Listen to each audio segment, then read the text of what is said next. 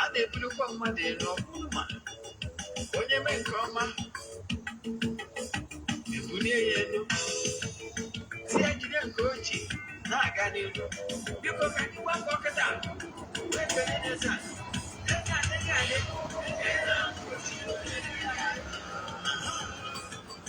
EZE-ANA Ugochi tubelu nwoke ọma na oraifite ị ga-adị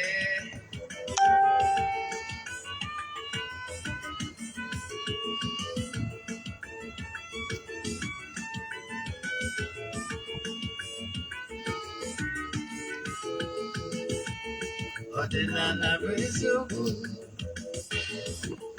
ọdịnala bụ ụzọ ndụ ịgbado nwere olu na-eti mkpu na-asị ụmụ Igbo chigharịa ụmụ Igbo chigharịa kwa mbọsị ọ na-eti n'ụtụtụ n'abalị ọ nọ na nkụzi EZE-ANA Ugochi tubelu onye ọma na oraifite onye mgbasa ozi ọma ọdịnala gaba n'ihu EZE-ANA Ugochi tubelu onye ọma na-eje eme ọnụ ọdịnala bụ ụzọ ndụ gaba n'ihu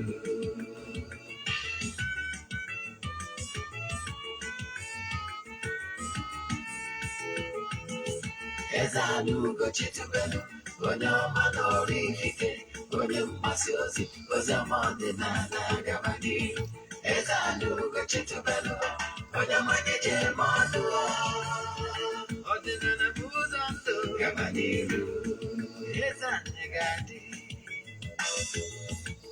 Ugochi tubelu ga-adị Ugochi tubelu tempụl ọ ya adị maka na eziokwu anwa chacha ndị okenye ga-adị front and back ndị ochie ga-adị front and back fajasi kara aka ọgọdị ụmụ Igbo si anyị rapụ nke anyị na nke faka mma bụrụ Baịbụl bịa akwụkwọ akụkọ wepekwa chọọchị fa okpuru ụka dịkwa mana Ugochi tubelu ekweghị ekwe EZE-ANA si n'ọma mme ọdịnala ọmanwụ chacha oge ọbụla ọ na-eti ọ nọ na nkụzi Chukwu abịa ma gbaa gị ume ọdịnala ya dị EZE-ANA Ugochi tubelu onye ọma na oraifite onye mgbasa ozi ọma ọdịnala gaba n'ihu EZE-ANA Ugochi tubelu onye ọma na-eje eme ọnụ ọdịnala bụ ụzọ ndụ gaba n'ihu ụmụ ọdịnala Igbo anyị abịakwanụ n'uruchi nke ụbọchị taa bụ nkwọ a sị na ọmaka ga-emere anyị a sị ma onye sị na anyị ga-adị mma na onye a ga-adị mma onye sị na anyị amadị mma onye a amadị nata mma tiri ụwa agwụ ise a sị ma onye sị anyị ji wee nọrọ anyị nọgbuo onye a na ndụ onye sị anyị ji wee dịrị anyị dịgbuo onye a na ndụ n'ụbọchị taa n'oge awa nke eziokwu isiokwu anyị ji bịa bụ gịnị bụ ime mmụọ ọ bụrụ na ị nọ na vileji dị iche iche gara anụ mana asị na eji eme mmụọ kedu ihe ọ pụtara mgbe mmadụ kwuru na eji eme mmụọ kedu ka esi eme mmụọ ọnya bụ isiokwu anyị ji bịa n'ụbọchị taa isiokwu a dị na line na ihe anyị kọwalụ mmadụ kwesịrị ime dịka ezigbo onye ọdịnala Igbo especially when you are in Nigeria because I keep saying it na ndị nọ na Nigeria nwere added advantage yes maka na ha nọ nso n'ụlọ enwere so certain things ha nwere ike imewuru onwe ha maka na anọ n'ụlọ nwee ụfọdụ ihe eji arụ ọrụ mmụọ dị iche ha nwere ike iji wee kwubi okwu maka na ha nọ n'ụlọ ya bụ isiokwu anyị mana bifo anyị gaa n'iru echefuna na aja anyị na-achụ kwa ọnwa na-aga n'iru nke ọnwa Ọktoba na ọ ka na-aga n'iru ọ ya apụta Ọktoba 19 ọ bụrụ na isonye nwughị na nke anyị nwekwara ike ịkwado maka nke Nọvemba ga-ebidokwa Nọvemba 6 echefuna ka mmụọ ọkwa dị mkpa ọ bụrụ na ị nọ anywhere n'ala Igbo mana ị nwere ike ịbịa unu Ugochi tubelu na temple maka ka ekwubiere gị okwu ma ọ bụ ka ị yọọ ayịyọ n'iru entities of powers ma ọ bụ ka ị jee na n'ihu ọcha jee kwubie okwu n'ihu okwu mmụọ jee kwubie okwu yọọ ayịyọ etu o si wee dịrị gị ma ọ bụ na ị chọrọ ka mụnwa Ogbuefi EZE-ANA Ugochi tubelu oraifite kwubiere gị okwu n'isi gị, feel free to come. anyị adịghị ana ego wee na-eme nka. Everybody is allowed ịbịa na temple bịa ya ayịyọ kpee ekpere kwubie okwu. Ọ bụkwa nnọọ nke onye achọ ka nkwubi okwu n'isi ya, anyị na-eme ka free. Ọ bụkwa nna n'ịnọ n'ala Igbo mana ihe na-eme n'ọnọdụ dị ghọtarọzie ịbịa ndị abụ nwanne ezi anyị ji ekwubere ndị mmadụ okwu, anyị nere ihe na-eme n'ọnọdụ gị. Ọ bụrụ na ihe niile na-aga ekwubi okwu n'obere ọrụ mmụọ n'isi gị, anyị gwa gị onwe ozi anyị nwere n'isi ga-ezie gị kwubi okwu n'isi gị naba. Nke ahụ ofu. Nke ịbụa nke ọzọzi ihe amata bụ every Wednesday bụ ụbọchị anyị ji ekwubi okwu n'isi ndị niile anyị na-akpụ ya ọdịnala administration to friends of the temple, ndị nọ n'oru na ndị nọ n'Igbo ebe ọ bụla ị nọ all over the world. Anyị kwuru na ọrụ mmụọ anyị na-alụ na distance abụrụ ebaria, so mana anyị chọziri maka na o nwere ndị okwukwe na-esite n'ọnụnụ kwa eziokwu mana o nwere ndị nwere okwukwe ha niile ka ndị niile ka epuchutu ha aka ka ha nwee ike wee okwukwe ha wee gbagota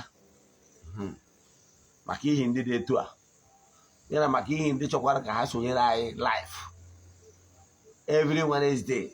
Anyị ga na-ewepụtazi time anyị ga-eji wee na-anọ na obi ezumezu dị n'Ugochi tubelu na temple every Wednesday. M gara abịa live in the morning.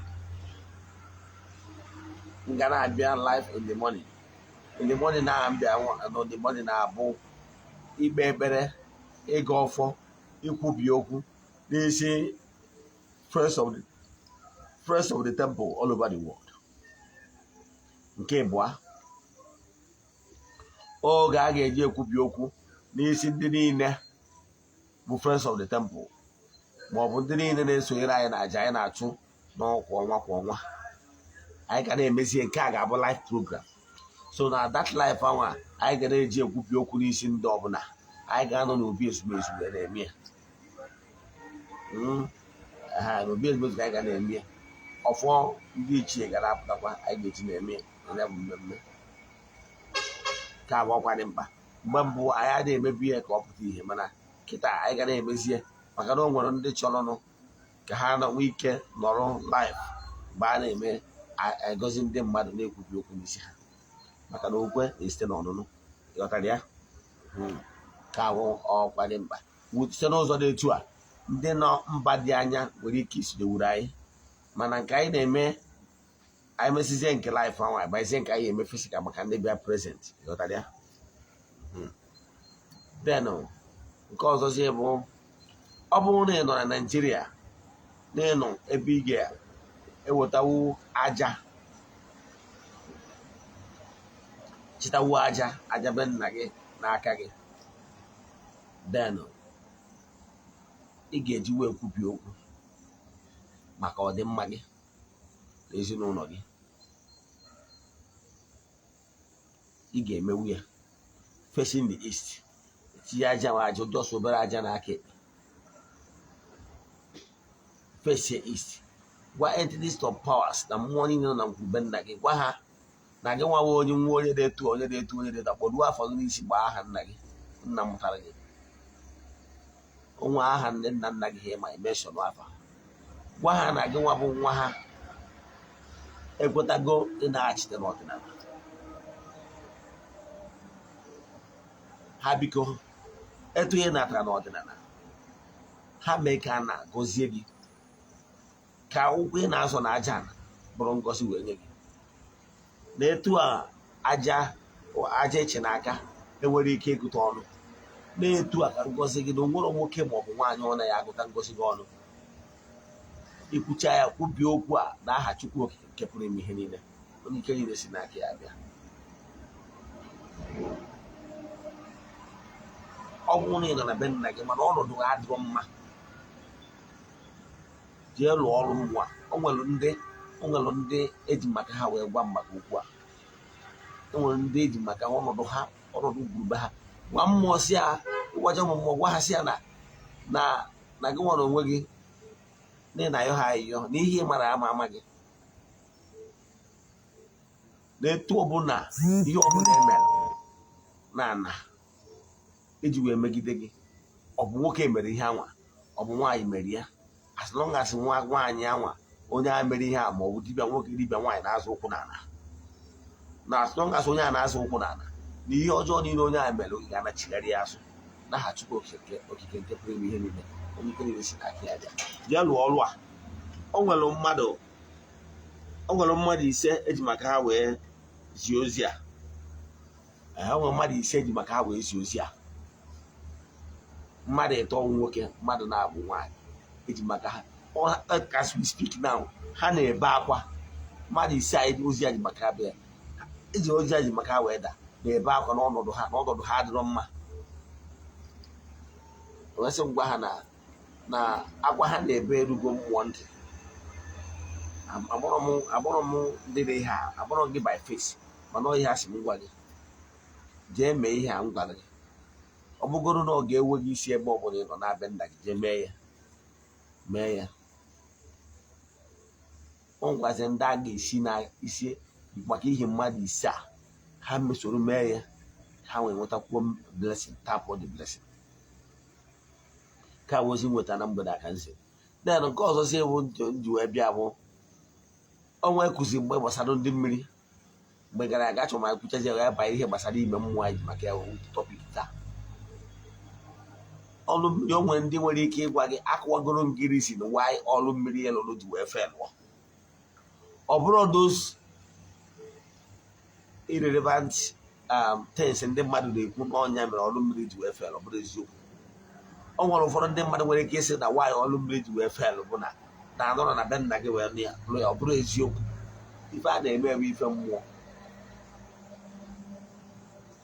o nwere obodo nweburu mmiri mana maka ihi na ọtọ n'ọha melụ mmiri wee na ịmakwa etu mmiri si wee bịa n'obodo ụfọdụ n'ala Igbo obodo ụfọdụ original ihe nwere mmiri mana o nwere ndị mere mmụọ mechaa mmụọ wee yọọ nwa ọgbụgba ndụ ya na ụmụ mmụọ with water element ka biko ka ha nwee mmiri n'obodo ha na afọ ha na-ata wee na-eje mba dị anya maka mmiri na ọ dị too much nwechia nkwekọrịta mmiri wee gbawa n'okwute bido gbawa mefa like ije na-aba anyị o nwere mmiri a na-agba eze mmiri eze a mmiri si n'okwute agba from Nnewi mana o mekazile nke with Niger mana ebe isi ebidoro bụ na eze dị na saịdị aka mmiri Nnewi na Umuji egosibido ọ bụrụ maka mmiri ka mba ịkọwata mana ị chọrọ ịkọwara gị bụ na o nwere obodo mmiri sachapụrụ ebefa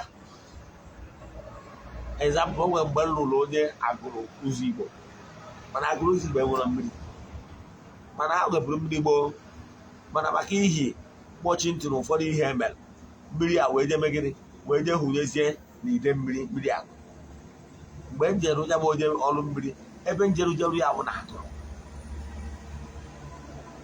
etu yes o nwere mkpatara nke eji wee dị etu anwa maka na ọhịa abapụ na sisi eto abịa nke mana o nwere ndị bụ mana mmiri niile jikọ na Niger mmiri niile jikọ na Niger maka na enwere higher entity in Niger unify ya all the entities all the elements na water elements wee unify ya so ihe dị mkpa bụ onye na-alụ dị ọrụ iji oke ọfọ wee kwupie okwu n'oke ọnụ wee gwa mmiri ọbụla bụ mmiri chi ya onye a na-achịrụlụ ọrụ mmiri a ebe ọbụla ọ nọ ya bịawa na mmiri dị etu a mmiri anwanyara mmiri anyị erikọ ọ gbatara n'afa ka o nwere ka ọ bụrụ na etu a nnọkịta ọ bụrụ na mmiri be nda nọ na mmiri eze ka mma nọrọ ya mmadụ ebe akpọọ mmiri chi onye anwa si abịa na eze na-ebi okwu maka na ọnwụ ihe akara aka ọrụ akara aka si abịa na eze na-ebi okwu ọ bịa were ngọ nwaanyị mmiri ma ọ bụ di mmiri na-akwụrụ onye na-etu a ịlụcha ya kpoo oke ọfụ gị na ndị mmiri na mma, they will deliver that message.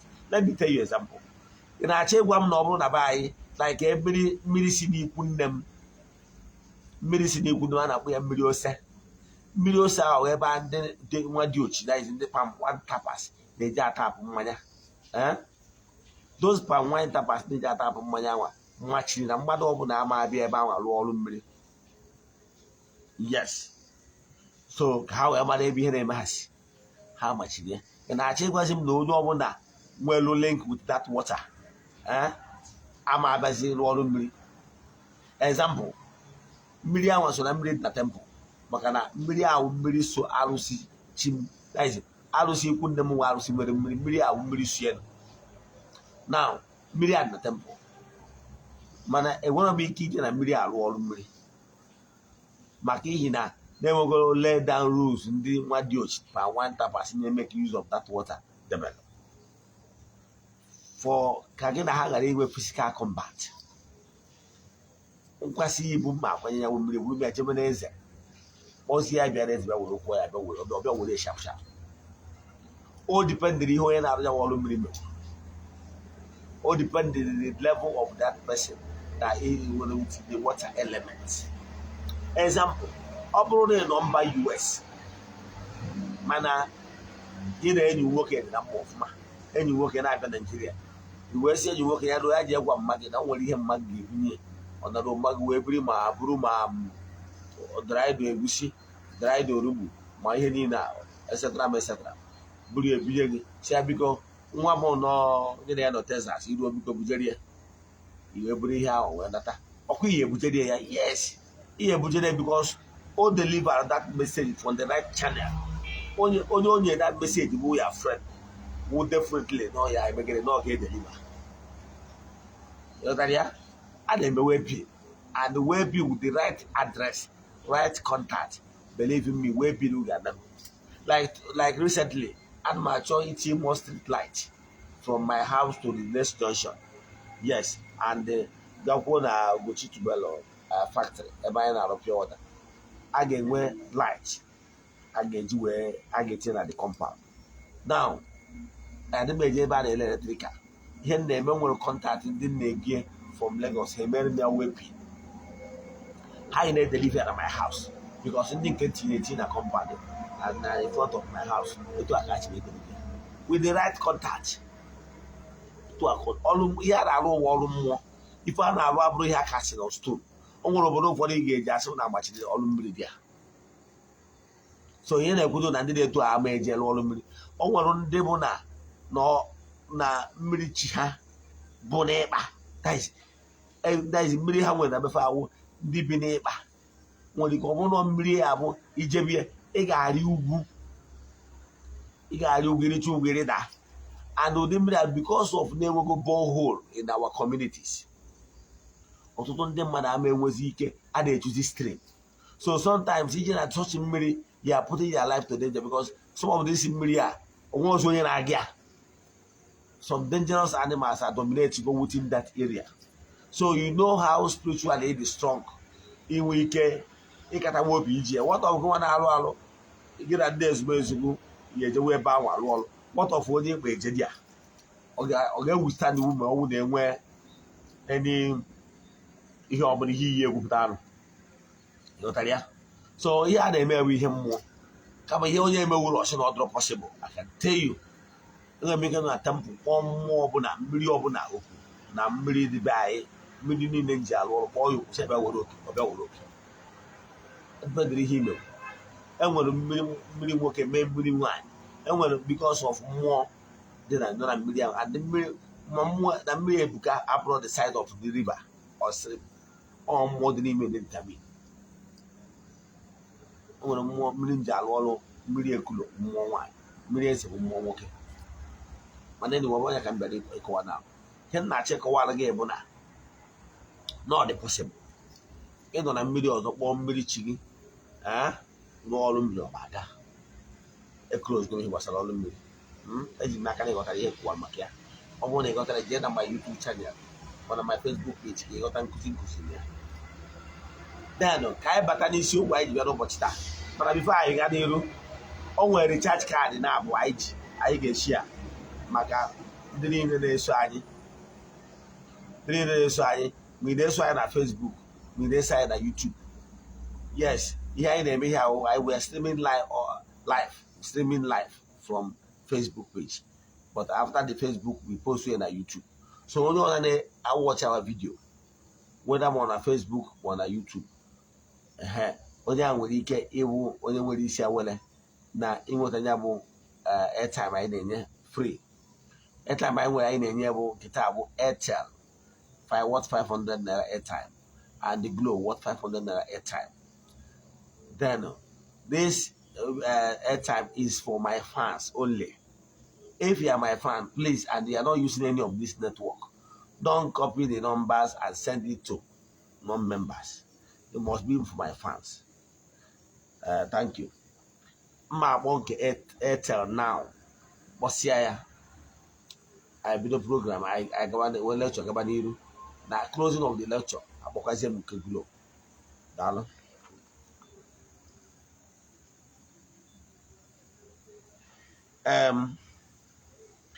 I will Airtel. I need give out. Number 05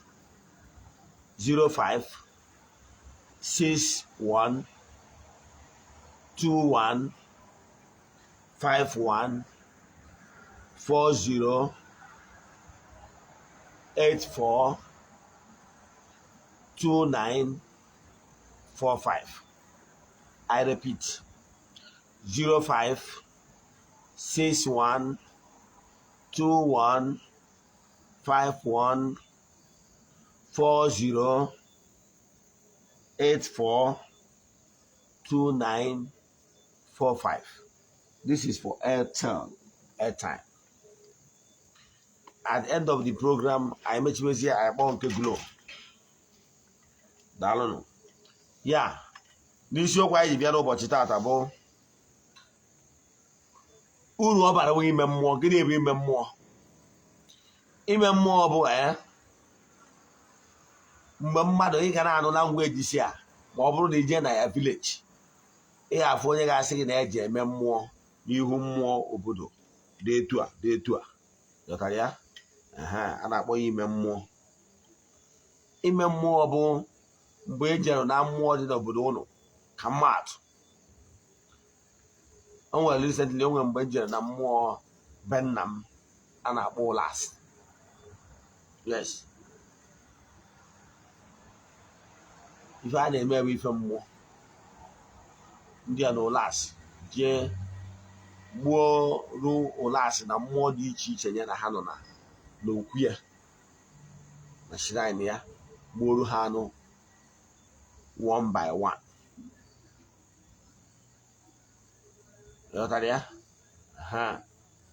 Example, mmadụ nwere ike ije n'okwu ụlasị na gbuoro ụlasị anụ, gbuoro udo ya anụ, gbuoro ogwugwu ya anụ, gbuoro anị ya anụ, gbuoro ngwu ya anụ, gbuoro ndị mmiri ya, daizi akpụ nwere mmiri ya. Ghọtara ya? Daizi gbuo ofe elu mmụọ niile ya na ya nọ, ha na-alụkọ, because they work in harmony. They work as a group. Nke ọbụla nwere ihe ọ na-alụ. Like ije na ya bụ ụlasị, enwere alụsị nwere mmiri. Alụsị nwere mmiri ka ọ bụ. Then mana enwere ndị mmiri, daizi akpụ. Akụwago m sị na akpụ dị ụzọ na-abụ. Enwere akpụ ndị ichie efe ya, akwụkwọ ya ga-adịkwa ka akwụkwọ akpụ, mana ukwu ochie na-ebuzi ibu, mana nwee ihe dịka tone, daizi ogwu ahụ ya niile. Then mana akpụ ndị mmiri na-enwekwa akwụkwọ akpụ ka etu akwụkwọ akpụ si adị. Then tokwa nwee ike gbakwa dimkpa. Then mana ahụ ya adị smooth. A na-akpọ nke awa akpụ ndị mmiri. Ghọtara ya? So o nwere ka anyị esi gbachalụ gị afa. Ọ bụrụ na ọ dara na ị ga-eje ebe a jee mee mmụọ, meelu ụmụ mmụọ niile dị iche iche nọ na ya bụ shrine mmụọ, wee yosie fa ihe niile dị gị mkpa. example mgbe m bidoro ịbata n'ọdịnala ọfụ bifo bido dibịa eje na ya bụ mmụọ gwa gbuorie anụ ọnọ eje gbuorie anụ ngajita gbuorie anụ werukwa ihe onyinye prọs anụ eji mgbe ego jiri ihe onyinye dị iche iche wee jee ka ọbụla njem enye m ya ka ọbụla njem enye m ya ka ọbụla njem eji ka chirikwa ụmụ akwa mmebe achịrị akwa white waya eji m nzu eji m edo eji m ugbere ọgashi eji m ugbere ugo eji m ihe onyinye dị iche jirikwa ego ndị wee jee wee fụcha mmụọ dị iche iche nọ na ya bụ yes emere m ya maka na a na-akwado ọ bụrụ na ịchọọ ịdị ude ịchọọ ka ịkwụrụ ka nwoke si akwụ ebe ọ na-eto esi akwụdawa ịma mmadụ amaka na-eto a ka ịma mmụọ si ma mma ọ ga-enwerịrị mmụọ ị na-egburu anụ ọ ga-enwerịrị mmụọ na-aba akịgị you cannot just stand on just dey kwụrụ na ibe gị ị mara na ihe na ọ dị ya wee ruo na mmụọ ị nọrọ ka wee nwende ọ ga-enwerịrị mmụọ ị na-achụrụ aja ọ mmụọ niile awa ndị na-eri ihe gị ga-asị mba na ha ama ekwe na n'udo obi ga-adịrịrị gị ịfụrụ ka ị dara na Naịjirịa kịta ọkwa na-akwado politiks ọkwa eziokwu o nwere onye amarọ these 3 leading candidates onye amarọ the best candidate yes mana ị nwere ike ịdị surprise na-enwere ọtụtụ ndị ọzọ nwere ike ịda akwado onye ọzọ because of one reason or the other ma ọ because of ọgọ ma ọ bụ ego onye ahụ o riri gboo ma ọ bụ na o nwere ihe onye ahụ merie gboo some nwere ike ijizi because of na ihe onye ahụ merie kwụnyere ya because of that ihe ọ ga-aghọ mere ya etu esi ekwu na ịma mmadụ amaka ya etu a ka esi bụrụkwa na ịma mmụọ maka because a na-eme ọrụ a na-eme ihe mmụọ dịka mmegheri ka a na-emegheri a na-eme ihe mmụọ dịka egwuregwu yes ị nwere ike ịdị surprise why Ogbuefi ji aga n'iru success here and there because ịgbachiwo aja na-achụ yes maka na ama the natural laws ama na onye na-enye mmụọ ka mmụọ na-enye yes ị nwere ike ịdị surprise ihe mmụọ na-emere m nke o mekwa na nke ikpeazụ a this week anyị nọ ya NAFDAC nọmba ya apụtago emego many installations machines today anyị butekwuru the lister company lister ga-adị bịa ego ma moto a ga-eji wee na-eme na-arụ ọrụ the company even a day before yesterday anyị ji etinye pole eletrik then ga-esi for the NEPA tension dọrọ pole wee gbadata na factory site. My mission is just Raman na the company bido all the ways where chia no get create job for some people. Then from there we take it to the height actually because now actually that the company can produce many beverages. This is the first phase, same with second phase and the third phase. I got the even infrastructure I got here at the factory. So that is right. We are putting every logistic. But my intention, Bona, by in a week's time, actually, he produced the first batch for protection. That is first production there. Mary is again produce about one. Then I never installation, the lightning of the whole place and even the CCTV camera I had this there. The man after I made me because Naja Nacho. Or when every month to the temple, may week, may I get room. Okay, let's use this month. I don't get more money in the money, it is of powers, money the money has to personal. Then we don't work out money in there, all the arrows sit on the bullshit on that temple. Why the hammer goes in? The mono you can son is on your can and make you one more. And make you one more. In it to one more, put a walkie shackle. agwara m ndị mmadụ the problem ndị mmadụ na-enwe bụ they don't spend their money at the right place. Ịmụ na security, ịmụ na mmadụ ịkwụ ka mmadụ si akwụ so na ihe na-erikarịcha ego even in government. And they need to build bridges. This last September, Monteru Elimuji. Ịma mmụọ dị iche iche ma ndị meje bụ there for the first time. Ịma mmụọ dị iche iche ebe emegasị invite na Bible oraifite enwere ndị aka ji ọfọ dịgasịrị ji na their shrine na their deities ha. Ụfọdụ nọkwa na their personal deity, ụfọdụ nọkwa na deity obodo. Ejicha m eburu na ego ejegasị na ha ncha niile jee gbuoro mmụọ niile ndị awa anụ. Adịghị agba odogwu na nkịtị. Ịghọtara ya? Eji m eburu na ego jee gbuoro mmụọ niile anụ. O nwere ụfọdụ ndị ji egwu njikwa egwu wee jee.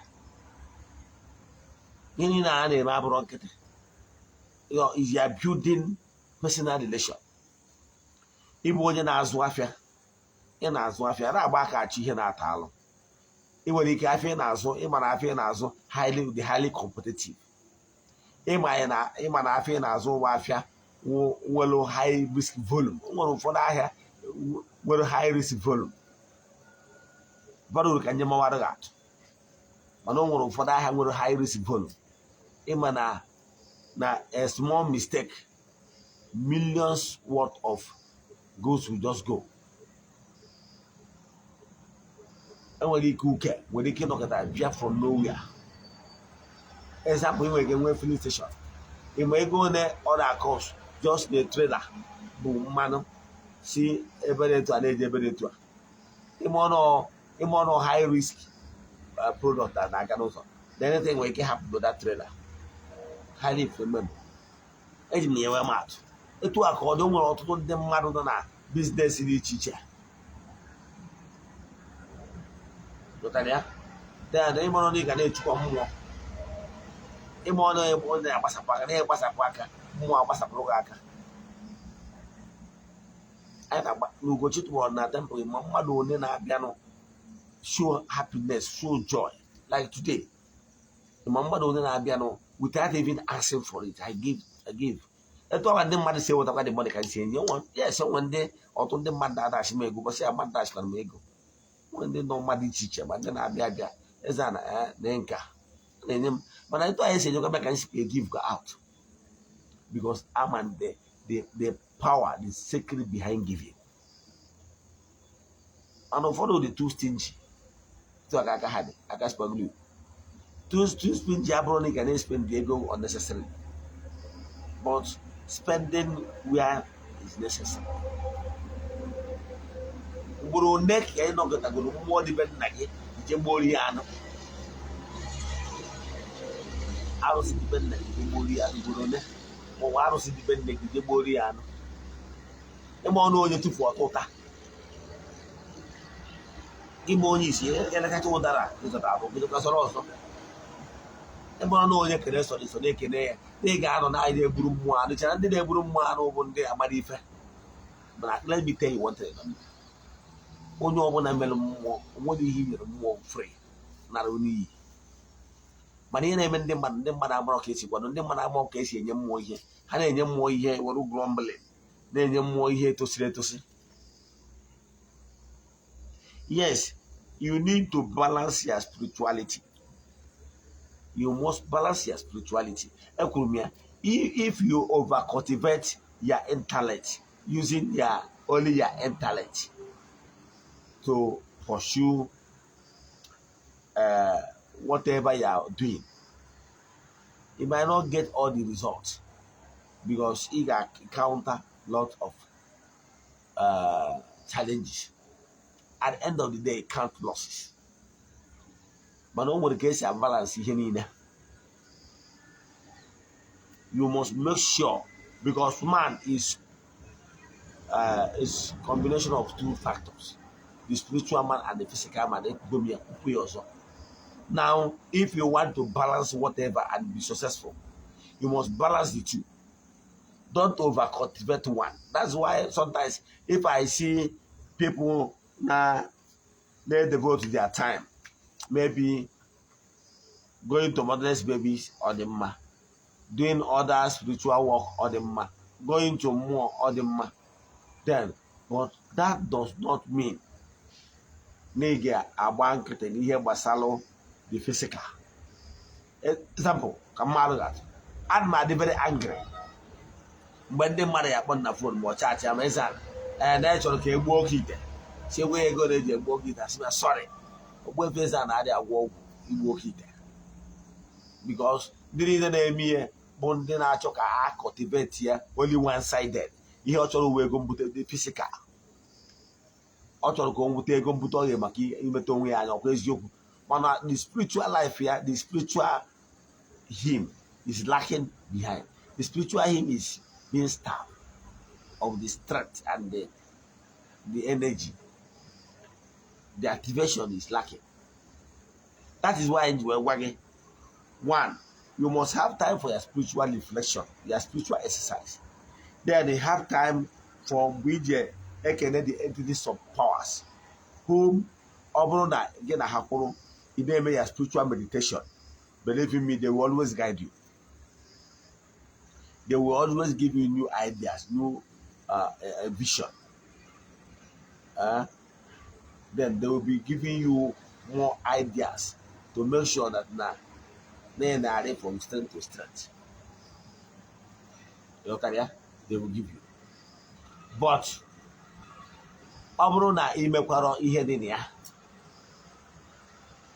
you must be in good because all wisdom, how vision. Even when I was in the church, I remember invite as a guest speaker, special guest speaker na seminar. So I name seminar, I name crusade, I name retreat na parishes. The teacher. I don't use handout. What you just need to tell me is tell me the theme of your crusade. That is the theme of the program. Yes. Then give me the topic of the day. Each of can bring the speaker. That's all. That's there. Any drum you made research.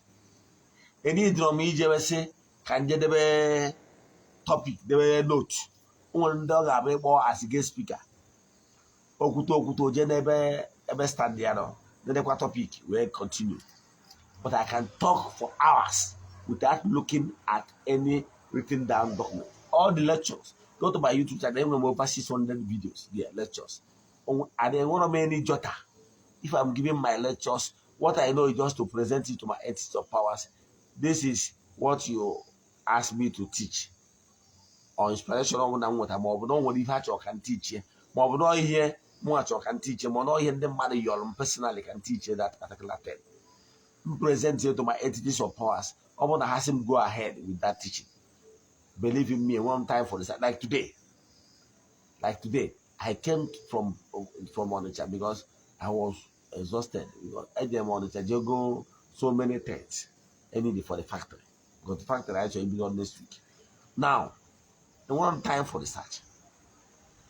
And the ones mentioned that topic, the inspiration will come. The message will keep coming till I end the program. That is a gift. Yes, one will only other gift to the teacher. Every time those days, don't want some lecturers go Habata lecture hall. A man that great minds. Yes. The thing flow, the thing is flowing. All gift. So for you to remain in business, for you to remain bringing new ideas and innovations, because whether you are a businessman, you are a technocrat, or you are into anything, you need new vision, new idea to keep being on top in the business. If not, time will come when you will be exhausted.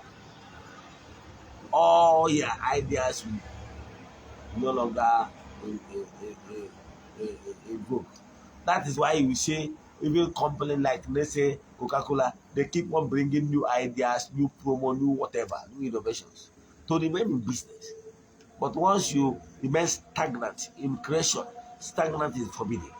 Once you remain stagnant in creation, you are not adding value, you are not creating, you are not moving. You become a problem to the natural movement in creation. Therefore, you'll be withdrawn.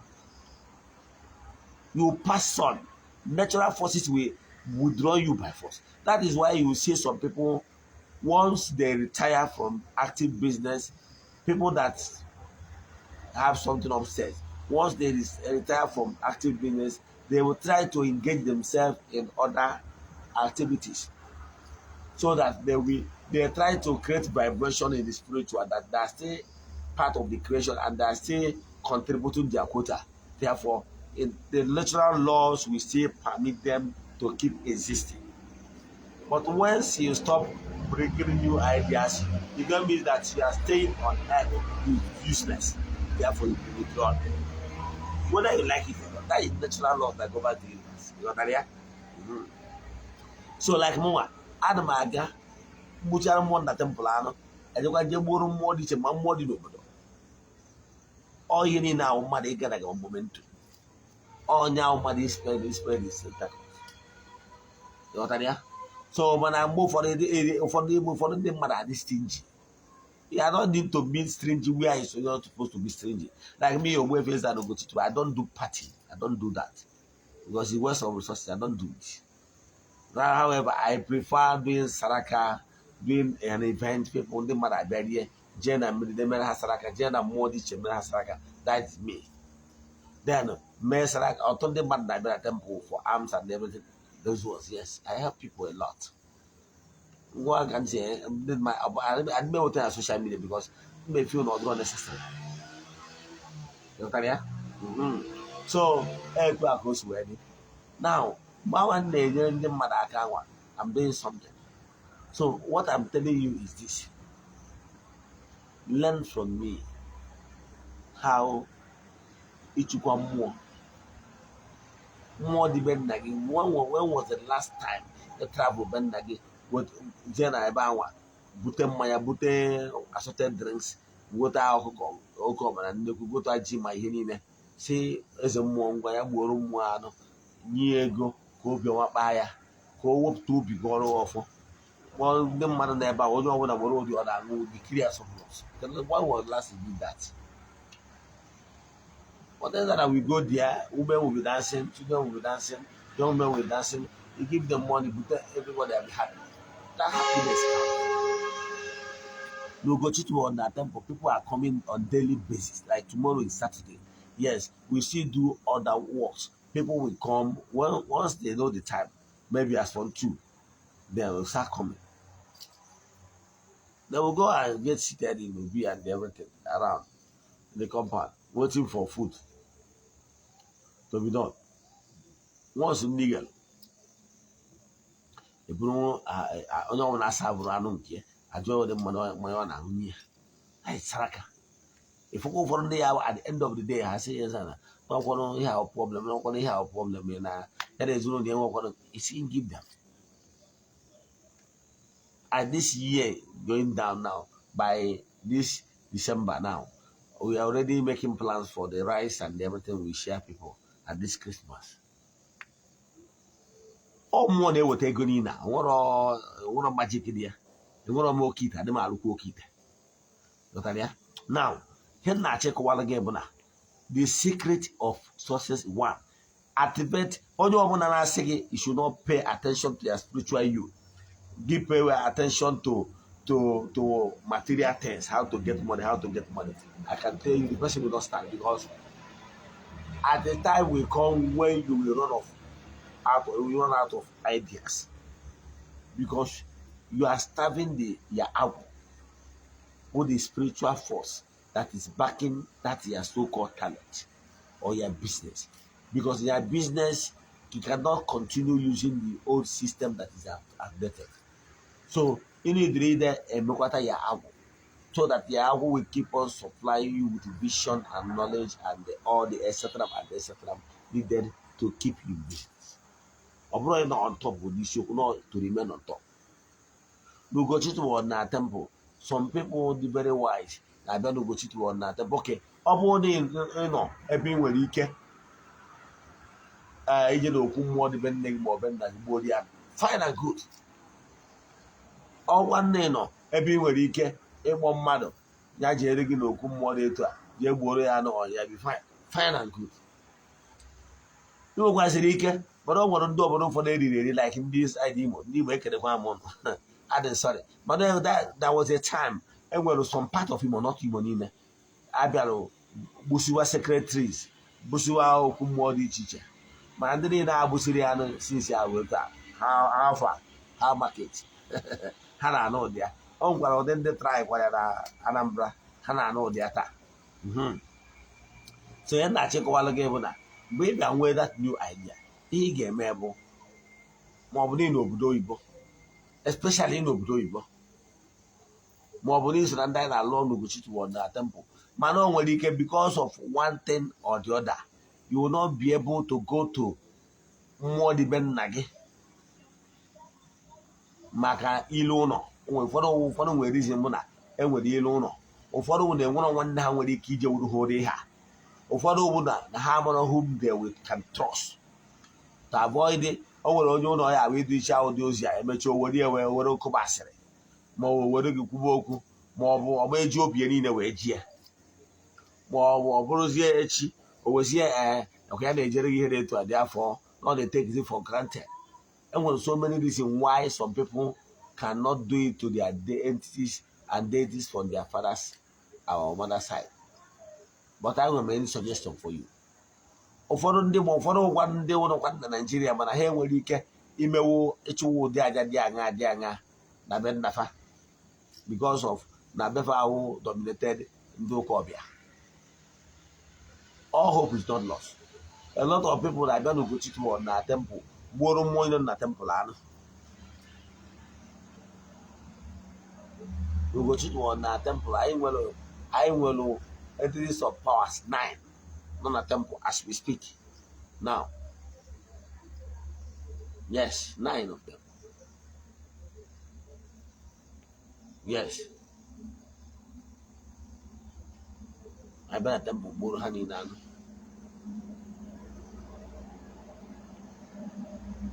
Maka ebe na Ugochi na temple anyị nwere ogbugbu ụzọ olu, arụsị nwere mmiri, anyị nwere otu Igbanijele, anyị nwere arụsị na-eweta awele, oke awele, okuku awele, anyị nwere ya ịtọ. Anyị nwere ugwu amaka ọhịa ọ dị 4, anyị nwere ogbugbu ọdachi ọ dị 5, anyị nwere ụlasị ọ dị 6, anyị nwere ugwu ọ dị 7, anyị nwere arọ na ogbugbu ichi ọ dị 8, anyị nwere nne nkịsị ọ dị 9 alụsị onye Ugochi na temple. Enwere functions nke ọbụla na-alụ specialize in ya. Onwe ndị na-abịa na temple decide na ha chọrọ igburu ha niile. Sorry, 9 ajefuru m ihe eji na nchagbu, sorry, ọ bụrụ 10, etinye ihe eji na nchagbu ọ bụrụ 10, ihe mmụọ one dị na Ugochi 10 ya for now. Onwe ndị na-abịa gburu ha niile 10 anwa, gbuo ha niile anụ. Onye ahụ amagodo ihe, onwe ndị na-abịa nọ n'ime ha niile ọ maghị ihe ọ ga-eme, gbuoro ha niile ọgwụ mesara aka. So then arụsị ndị bụzi ndị ụfọdụ na ya bụ arụsị ndị anyị ga-anọ na ya wee kọnetị arụsị ibe nna onye anwa kpọọ ha n'afọ onye anwa atụọrọ ha aja. Ọtụtụ ndị mmadụ na-abịa n'Ugochi na temple gbuoro mmụọ ile nọ na temple anụ. We present their case to all the entities of powers. So o nwere ndị enweghị ike ịnọ na mmụọ be nna ha wee mee. Then ụdị ndị dị etu a nwere ike ịnọ n'Ugochi na temple wee mee the same thing. Because mgbe ị na-egburu mmụọ na temple anụ, you are aligning yourself, making yourself friend of the temple automatically. Because nke bụ eziokwu na mmụọ niile anyị na-egburu na temple will never forsake you. Ha ga-akwụdoro gị, ha mekwanata ka ofeke ife na-eme ofeke mee gị ịghọtara ya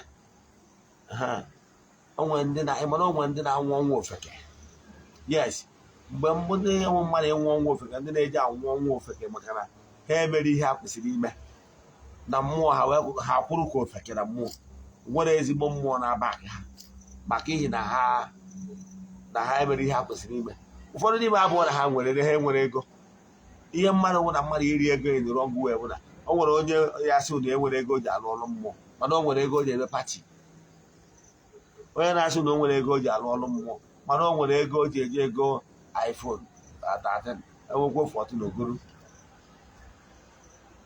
it's not as if no need the aspirant mana ọ na-ara ka ihe buga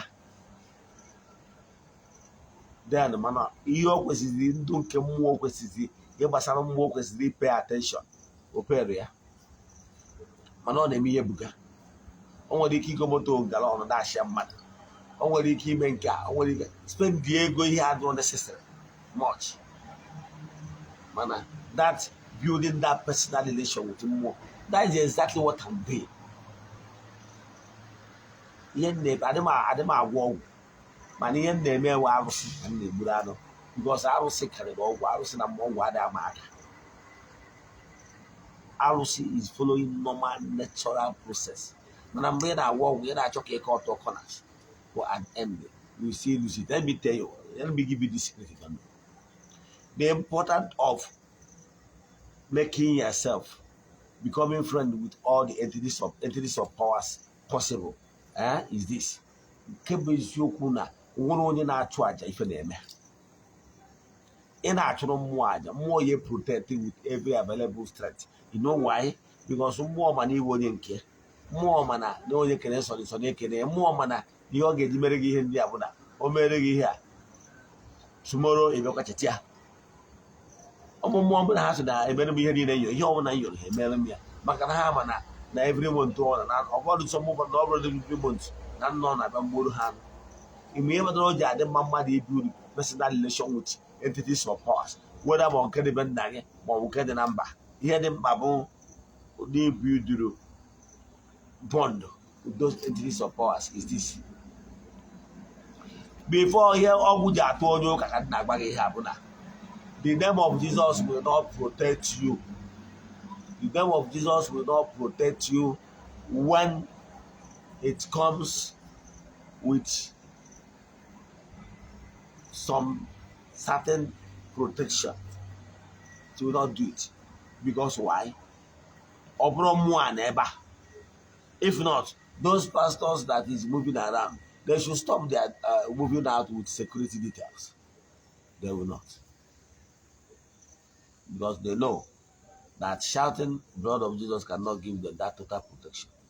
So, onye na-akpọ bụ Jizọs ị na-akpọ mmụọ mba na mmụọ na-abụrụ ofu mmụọ an entity of power mmụọ the gods of the land of Africa dị iche na mmụọ foreigner.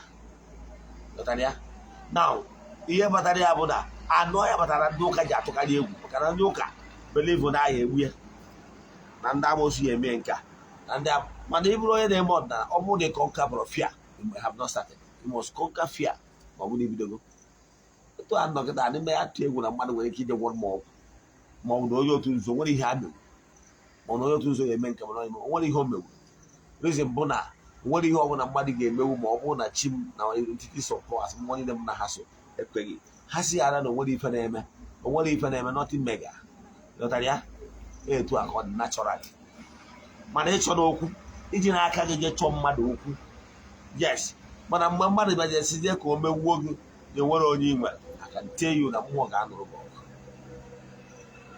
so ihe ị nitere bụ ịchọkwa n'okwu mana mmadụ chọje ịnara gị oke gị na onwere ihe imewu mgbe aka ụmụ mmụọ ga-ekwu agwazi onye anwa na ha bụ efi na-achụrụ anụ na-enwere ọdụdụ iji ka ngwa wọntịrị mara ị na-atụ egwu na mmadụ nwere ike ije gwọọ ọgwụ wee gbuo gị ma anyị bidoro dibịa na-agwa otu dịka ọdịnelu onye je na-eche ihe ọjọọ ya bụ krismas ara ndịkọ na ụfọdụ ndị ụka ya atụ ụjọ na ha ya abata krismas mana ọ bụrụ na ị na-echukwa mmụọ gị na mmụọ akwụrụ onye a na-eji agwọ ọgwụ ma ọrụ ajọ mmụọ ka ọ ga-eji dị ọ dị ajọ mmụọ ife ajọ mmụọ a na-echighata azụ ọfụ beings entering some powers for the light region ndị gbara gị okirikiri ndị na-emere ife adịda a na-emere ife ama ekwenata ka ihe mee gị ka mmadụ gofe bifo mechie ọ nwe onye na-akpọ Dorcas na akwụkwọ ndị ụka ọbịa achọrọ ka m were eme araghị atụ ihe ịma gị maka na m na-eji ihe ịma wee maraghị atụ ihe ịma gị o wee sị ọgọ Pita akwụkwọ ndị ụka ọbịa si na ọgọ Pita ya bụ Dorcas ewee sị na Dorcas gwụrụ mgbe Pita batara ndị mmadụ na-ebe akwa na-asị ya Pita o na Dorcas anwụọla Dorcas ezigbo mmadụ Dorcas na-enye anyị nri Dorcas na-enye anyị akwa Dorcas na-enye anyị nke a Dorcas na-enye anyị nke ọzọ a na-enye testimony Dorcas wee sị because of ọgbụgba ama ihe ọma Pita mere anyị na-alụ ọrụ mmụọ ghọtara the connectivity the point of contact Peter used to raise that woman a gwara gị na ọ dị possible to raise the dead ma ọ bụrụ na the umbilical cord have the spiritual umbilical cord have not been severe. Yes, what it means is that ndị oyibo nwere ike isi na onye ahụ na coma ihe ọ pụtara na the person have stepped aside but is still connected, the vibration is still connected with the body. Onye nwere the gift can still give a command to that spirit to return back to the body. It's very possible if the person came at the right time when the body have not badly injured. Now, I see because of ezigbo ama agbara maka ya wee tute. So ihe ọ pụtara bụ na mgbe ọbụla ụmụ mmụọ dị iche iche na-agba ezi ama n'ebe ị nọ o na onye a na-abịa enyekwa anyị nke a ọ na-abịa ka echeta anyị na ọ na-abịa ka echeta anyị maka ihe na ihe anyị eme ijejeje tụọ onye ahụ na-arụsị ma ọ jọsị gị were otu ụzọ wee chụwa onye ahụ ụmụ mmụọ niile ahụ na-eburu a na-eje gbaa ya okirikiri si na onwere ihe na-eme iburu onye abịara ime arrest iburu onye abịalụ ka abịa kpụrụ ọ bụrụ na o nwere ihe ọjọọ mere mana wrong petition ka edel by enemy at the end of the day onye agha bịara ịkpụrụnụ ndị pụtarụ na aka ya bụ ka esi wee sị na onye a na ha ma onye atụ uwe na onye ya nwere ike ime ihe ọjọọ na ife a na-ekwu na o mere no mistake identity emere call onye imeta call finally the person ndị bịara ịkpụzi enu agbụrụzi ike a m na-ekwu mere n'anya m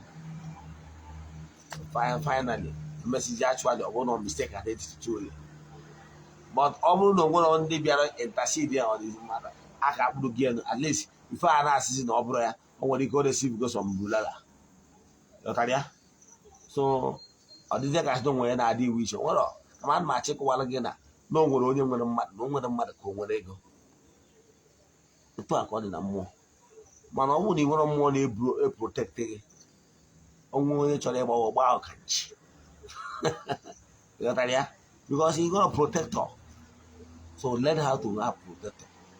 Ọ bụrụ na ị nwere ike igburu mmụọ na temple na be nna gị anụ bịa na Ugochi na temple gbuoro ụmụ mmụọ anụ ka mmụọ baak ihe ị na-eme baak ọrụ ị na-alụ baak ya biznes ị na-eme ka ife ọma na-emere gị ada agba aka ya ka gị na-ata alụ ịbịa kọsara mmụọ etu o si wee dị gị ọ mmụọ ka ọ dịziri iburu ayịyọ gị anwa gaa to the quarters entities of powers where your problem will be solved. Now the one that will be in that case look na onye a bụ onye nke anyị ịma na ndị Igbo na-atụ isi na ọ bụ na chi onye adịghị n'izu n'isi na chi ya meaning if your chi does not support any evil plan against you, my brother, my sister, you will live long and grow gray hair. All you mean? So, chukwa chigi ka chigi kwudoro gị n'aha Chukwu okike nke pụrụ ime ihe niile ekwuo m okwu ngosi n'isi ndị niile sonyere anyị na program nke taa si ma ndị nọ n'oru ma ndị nọ n'Igbo ndị niile ihe anyị na-eme na-amasị ndị enyi anyị friends of the temple ndị niile anyị rụrụ ọrụ mmụọ dị iche iche ndị nọ n'oru na ndị nọ n'Igbo asị na distance ama abụ ebara ya si ka ife ọma meere ha ma nwoke ma nwaanyị ebe ọ bụ na onye anọ na n'aha Chukwu okike nke pụrụ ime ihe niile anyị ga-akpọzi the glow recharge card anyị nwere ochie. Nke a bụ glow recharge card anyị nwere anyị na-give out. Chetakwanụ na anyị kwuru na card ya was for my fans only. If you are my fan, if this network is not what you are using, please wait for another one. Like tomorrow, I got for MTN. I got for MTN and Airtel. Now, I want to get happier. Only one of our fans, either on Facebook or YouTube, will go and load it. So don't copy it and send to somebody that is not my fan. Thank you. Number Glo airtime mobile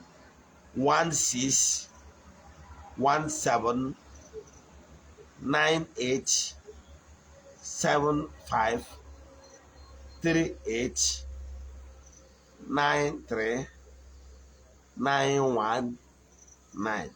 I repeat,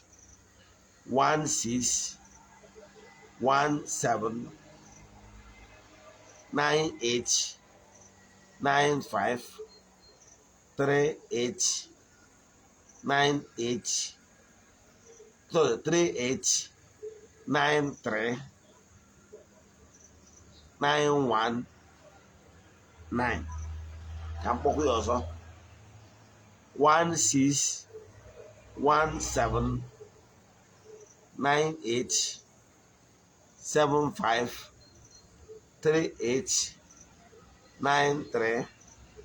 1617987538939119. Thank you. Ya gaziere ụnụ ọfọ.